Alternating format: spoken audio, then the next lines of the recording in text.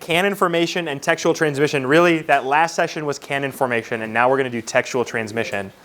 And at this point, I want to introduce all of the problems that I've alluded to earlier. So when I talked about the Old Testament canon, the New Testament canon, the formation, something I ignored happily, and we all ignored happily, was that each of these books individually that's considered in this list is also in flux over this period of time. So when I'm talking about the New Testament canon list, I'm talking about those 27 books that are in flux. The Old Testament canon list, those books that are debated. Well, each of the individual books themselves has certain points of what we would call difficult transmission, meaning the book itself is written and recorded in an inspired and inerrant autograph, the original penmanship of the author. But then you have time and copying and redaction and edits and all of these things that flow into the copies of the English Bible that we have today. And even in that, we have translation, which is another means of distance between us and the autographs. So most of you have English Bibles in front of you, which is not the language of the inspired authors. And some translations obscure certain things from the original text. And you can, by the way, know this. If you have an English Bible that uses footnotes or cross-references or is a study Bible, they'll point out to you, hey, here's a difficult reading. The meaning of this word is disputed. And even in the original writing of a certain thing, when it gets down to us thousands of years later, there might be 3 or 4 different textual readings that are possible. And so the application of that we're going to save for the next session on textual criticism. But talking about transmission, I just want to basically defend and explain how even though all of that, what I just said, is true, that doesn't mean that we can't know what the autographs were. I want to say that the answer to the question, is what we have now what was written then? Essentially, yes. It's essentially yes. What we have now is what was written then. And where we don't know if it's the same thing as was written, we know where those points are, and we know what the theological weight is of each of them. So let me just start with a little bit of a backtrack. Something is often questioned, particularly between the synoptic gospel accounts, is whether or not what Jesus said is the same words that we now have written and recorded. A famous example of this would be in the Gospel of John. You have Jesus and Nicodemus interacting with each other, John chapter 3. And in that interaction, there's a wordplay that happens. And that wordplay is recorded for us in the Greek text. And that wordplay only makes sense in Greek. So when Nicodemus is confused, he says, what do you mean I must be born again? Born of water, born of spirit. He's confused. There's a wordplay in there in the Greek that our English Bibles try to bring out. But that wordplay can't exist if Jesus and Nicodemus are speaking in Aramaic to each other, which is probably what they were doing, given that Nicodemus is a rabbi, a Pharisee, and Jesus is a rabbi as well, probably spoke Aramaic as his heart language. And so unless they were speaking Greek to each other, because that was the common language of the day, that wordplay doesn't exist in the original interaction. Now, is that a problem? Let's say they were speaking Aramaic and there was no original wordplay. Does that mean that John chapter 3 is corrupted, a fabrication of what initially happened? Well, no. That's not a problem at all, because the inspiration of the Bible happens at the writing when John sits down to write. So when John's carried along by the Holy Spirit and he's writing about this interaction, the Holy Spirit is helping him to convey the significance of and the difficulties of that dialogue. So the point is, there's a difference between what we call the oral transmission of the text. When Jesus speaks and preaches certain sermons, he could have spoken in Greek, and he could have spoken in Aramaic. And it's very likely that when he's speaking to Jewish audiences, he's speaking in Aramaic, not in Greek. And so there's this oral tradition that is passed on. And then when the authors of the New Testament sit down to write, they record dialogue from Jesus. And if you just compare Matthew, Mark, and Luke, sometimes that dialogue doesn't match. Luke inserts some explanatory notes. John inserts explanatory notes. They differ slightly in their wording. I want you to know none of that is a problem. For instance, just this week, Tara and I were driving to the Newfield Lights. We're driving on Fall Creek, and she has her phone plugged into charge into the car, and she's telling me the directions as I'm going along. So we're driving, and I say, "What's the next direction?" She says, "It says turn left in 1.2 miles." I'm driving a little further along. I forgot exactly the distance she told me, and I said, "Okay, remind me again what you said." And she says, "I said turn left on blank boulevard." And does that mean that Tara lied to me or didn't tell me the truth when she said, "I told you this"? No, she told me the same exact thing in two different ways, but if you were sitting down and writing the transcript, she did say two different things at two different points. But that doesn't mean the meaning was lost. The meaning of the text was preserved, or the meaning of her speech was preserved, even though she said two fundamentally different things in that interaction. Similarly, where we have discrepancies between what Jesus says and what's recorded in Mark or Matthew or Luke or John, or how Paul conveys to us a certain teaching or flavor of a thing, we have no loss in meaning. None of those differences ever result in a meaning loss. And so if you just compare them, yes, they're not the exact same verbatim words, but again, we don't have a canon of the text that is dictated to us. We have a canon that's carried along by individual authors' unique flavors, writing to different audiences at different times. There's no meaning loss in any of those differences. And there's if you're interested in this kind of question of, well, how does Jesus' oral teachings carry itself into the writing of the New Testament? Craig Blomberg has this book called The Historical Reliability of the Gospels. He talks about a number of issues in that. But there's one subsection of a chapter where he talks about the problems and the difficulties of oral transmission. And he basically lands on this. He says that there are certain kinds of changes that can be introduced during this process. And there was a study done of like a modern oral culture and how their stories transmit over time. He says, anywhere from 10 to 40% of the precise wording may vary from one performance of that story to the next, quite like the variation which is found in the Synoptic Gospels. So anywhere from 10 to 40% of the relaying of the information might be different. However, and then he itemizes some of those variations of what they might be like. He says, however, the similarity between this list just given and the changes that describe the differences among the synoptics is striking. It's basically like the same kind of things you would see. So what you then have is a fixed story with a fuzzy telling, meaning the same message is told every single time a story is retold in these oral cultures. The same message and point is conveyed.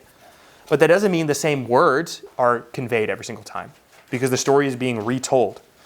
And so what this means is, as the Bible goes through this oral transmission phase for the first 60 or 70 years before it's written down, you will have variants introduced into that text, and again, with no loss in meaning. None of these things result in a meaning change of any of the speeches of Jesus. So I want you to know there are differences between the Synoptic Gospels. They're there. We know about them. No one's trying to hide them from you as a Christian. This is not some church conspiracy to pretend like that stuff doesn't exist.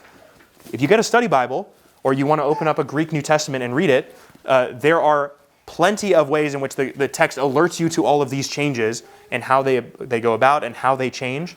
And it's pointing out to you, hey, here's the difference between these different accounts. So anyway, and Craig Blomberg talks more about that in his writing. So again, that's a resource on that. So that's all the oral tradition of Jesus into the New Testament writing. The other aspect of textual transmission that I think is important for us to know is we don't just have the New Testament letters and the New Testament books or the Old Testament books. We also have translations and quotations of all of them. It has been said that if the entire New Testament was destroyed, but we just had the writings of the church fathers, we could essentially reconstruct the text of the New Testament, because they quote, cite, reference, and support their arguments from the New Testament, so that if you lost all of the primary source documents and you just had the quotations of the church fathers, you would have the New Testament. You would have the writings of the apostles preserved in their quotations. In the case of the Old Testament, in the case of the New Testament, we have not just the Greek manuscripts. We also have early Latin manuscripts of some of the texts. We have we have various other translations in Coptic and in Syriac that they're not in Greek, but they're early translations from the Greek text, which preserve meaning and reading of some of those passages that might otherwise be lost. And in the Old Testament, we have something similar. We have a Hebrew Old Testament. We have an Aramaic translation of that Hebrew Old Testament. And in parts of the original, there are just parts that are originally written in Aramaic. And we have translations of that into what we would call the Septuagint, or an early Greek translation. It's also called the Old Greek sometimes. And again, when you think about the Septuagint, don't think about one book which was written and passed down in a bound volume. This is individual books, individual translators writing over the course of hundreds of years, translating Genesis, Exodus, Leviticus, all the way through. And they preserve to us the meaning of the text. So that, the earliest copies of the Masoretic text, which is the Hebrew Old Testament, goes only back to the 10th century AD. So the full copy manuscripts that we have only goes back to the 10th century AD. Before we had the discovery of what's called the Dead Sea Scrolls, all we had was the Masoretic text and what's called the Septuagint. The Septuagint dates back to the early 4th century AD. And the Septuagint attests to witnesses and readings that sometimes the Masoretic text has lost. And similarly, when we discovered the Dead Sea Scrolls within the last 150 years, these scrolls attest to the Masoretic text being true, and they also attest to a Syriac Pentateuch being true. They attest to maybe what is behind the Septuagint being true. There are other textual streams of the Hebrew Bible that are preserved in the Dead Sea Scrolls. And again, none of that occurs with loss of meaning, and the parts that seem to have significance in terms of the change, we can easily reconcile if we simply look at the data, and I'm going to show you examples of that in the next session.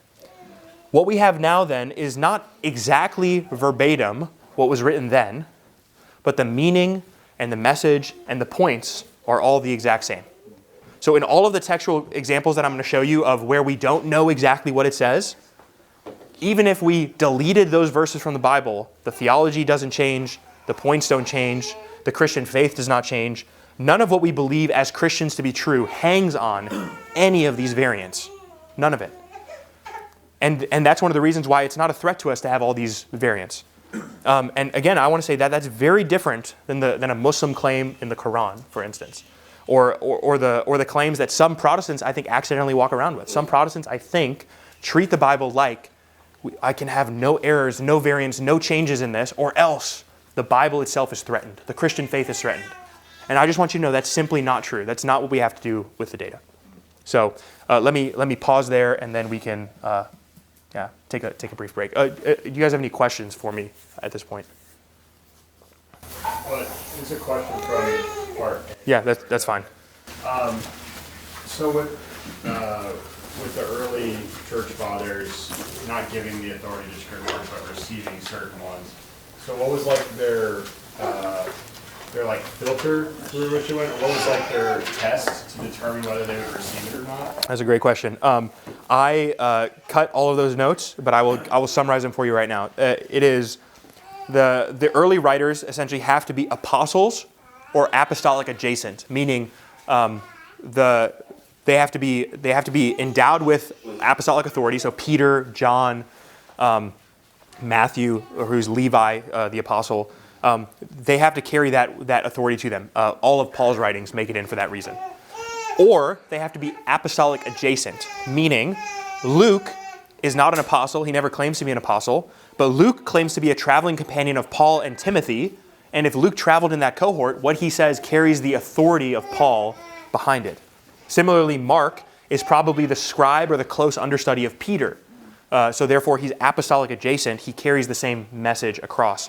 And so it has to be apostolic or apostolic adjacent. It has to be received by the church as a document. So Christians have to actually read it and receive it as authoritative. Meaning, and that's again not just one church. It's as these documents are loosely distributed, they make their way around. Churches begin to recognize the authority in them and preserve them in readings and transmission. And there's one more criteria which, if you give me a moment, I will find in these notes somewhere here. It has to have apostolic origins, divine qualities, and it has to have a corporate reception. The divine qualities piece refers to that internal witness that you would yourself receive from it, and the corporate reception refers to that external witness from multiple churches affirming that, basically. And those criteria come from Michael Kruger has been one among many who've tried to articulate this criteria. So, can you define divine qualities one more time? Divine qualities would be it has the power of or the authority of God behind it. So in our liturgy, one of the confessions that we read is from the Belgic Confession of Faith, Article 5, where it says that essentially the Holy Spirit witnesses to us that these words come from God, and even the blind themselves can see that the things which are in them do happen. So it refers to the power that the text itself possesses and that witnesses to the human heart. So, and that one goes with that corporate reception. So it's not just me personally thinking it's divine. It's also all the other Christians around me affirm that to be true about the book as well. So then, just to add on to my question, with the Peter Apocalypse one you mentioned, like they would say that wasn't written by him, it was written by someone else. The question was whether or not Peter wrote it. The question was whether or not it was received as edifying by many Christians widely. And it seems that the Apocalypse of Peter fades away because it doesn't receive as widespread of a reception as first thought. So early Christians might have distributed it well, but then, by the time like a generation passes, it fades into the background. Right. And so it's not preserved as an authoritative text. And just so you know, Christians, I mentioned this with Nero, Christians are dying for their faith. They're also dying to copy the books and to have copies of these books in their possession. You can tell a lot what someone thinks about a book, whether or not they're willing to die for it. So someone breaks down, your home in the first century and says, turn over your scriptures, and you say, oh, here's the Shepherd of Hermas, you can have that one. Like, that's fine. But if you try to take Luke from them, they're like, I'm going to die before I let you have that book. So you can tell a lot based on what they're willing to die for, to keep and to preserve and to transmit.